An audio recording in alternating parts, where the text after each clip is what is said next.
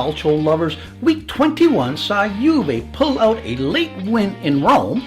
Renaissance man Quagliarella ties an Italian record, scoring in his 11th consecutive match. Roma blow another 3-goal lead at Bergamo, and Napoli and Milan share zeros, while on the continent Lionel Messi hits his 19th of the year. My name is Graziano. You are watching the Italian Soccer Addict broadcast, and you are where you need to be to get your cultural fix. Andiamo! You know that in Ottawa this morning it's minus 36 degrees wind chill. It's so cold I had to jumpstart my furnace. This week featured 4 highlight games, with the first being played on Saturday when Milano hosted Napoli at the Meazza, with both teams needing a victory. Napoli to keep pace with Juventus, if they had a chance at all, and Milan to solidify its 4th place standing.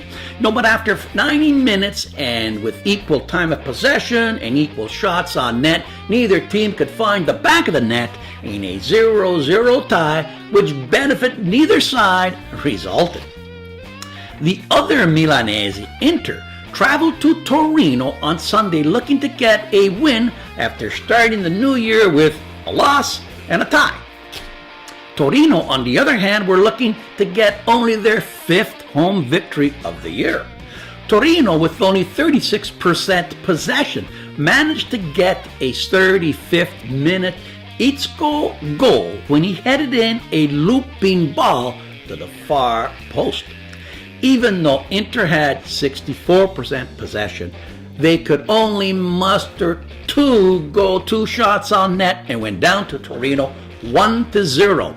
Inter now have only 1 point from their last 3 games, and to make things more complicated, Politano got red carded. He's going to mix in his game, and Perisic has demanded a trade, so he didn't play. And they're looking at Conte next year. In Rome, Lazio took on Juventus, a team they had only beaten once in the last 11 encounters. Juve, with only 2 ties this whole year, were tested mightily by the Eagles. In the 59th minute, Lazio went ahead when Emmer Can headed in an own goal from a Lazio corner. But in the 74th, Cancelo came in off the bench and drove home a rebound from a Strakosha save. Then in the 86th, Cancelo gets dragged down in the box, and Ronaldo steps up, converted the penalty kick for a 2-1 comeback victory. The ability to win, even when you aren't playing well, is the mark of a true champion. With this victory, Juve are 11 points clear of Napoli, but a point of caution here, as Bonucci could face a month off to rehab a twisted ankle. At Bergamo, another Roma meltdown was on full display. Atlanta, with the best attack in Italy and with a stellar home record, showed the Romans that resilience matters. Roma got off to a flying start, with Dzeko getting only his 3rd goal of the year in the 3rd minute. He then got another in the 33rd. Rounding off the Roma goals were Stephanie El Shaarawy in the 40th. Of these 3 goals, wonder kid Zaniolo, who was playing forward at the time and not center field, set up, provided with 2 assists. Up 3-0, the porous Roma defense lived up to its shambolic reputation and allowed Atlanta back into the game. Gomez got one back just before the half in the 44th. Then in the second half, Roma didn't even manage 1 shot on goal, while Atlanta got goals from Taloy in the 59th and the tying goal from Zapata, his 15th of this year, in the 71st for a crazy 3-0 tie, which could have been a loss. Could someone please tell a Roman management that defense wins championships? Without a compliment from Manolis, this team will not make 4th place. Another thriller saw Fiorentina travel to the Bentigodi in Verona and fight back from a 2-2 tie with 2 late Chiesa goals in the 79th and 87th to beat the Donkeys 4-3, which gives a new meaning of go to church. Like Chiesa, get it? Other scores saw Frosinone at Bologna win its first match out of the last 11, 4-0, thanks to 2 Canaio goals. The loss by Bologna has them starting to call for a new coach. Spal beat Parma at the Tardine 3-2, coming back from 2-2 down, with Ferreres getting the winner in the 87th. The late game that sees Empoli play Genoa today, which is Monday. My goal of the week comes Torino's Izzo, a looping header into the back of the net.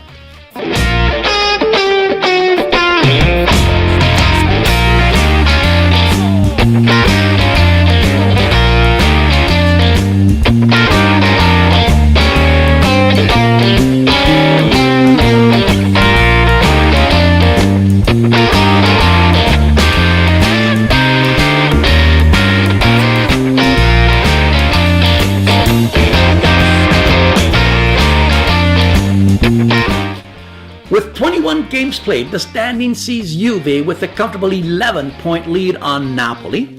Inter and Milan holding down the last two Champions League spots, while Roma, Sampdoria, Atalanta, and Lazio are on the contention, only a few points back.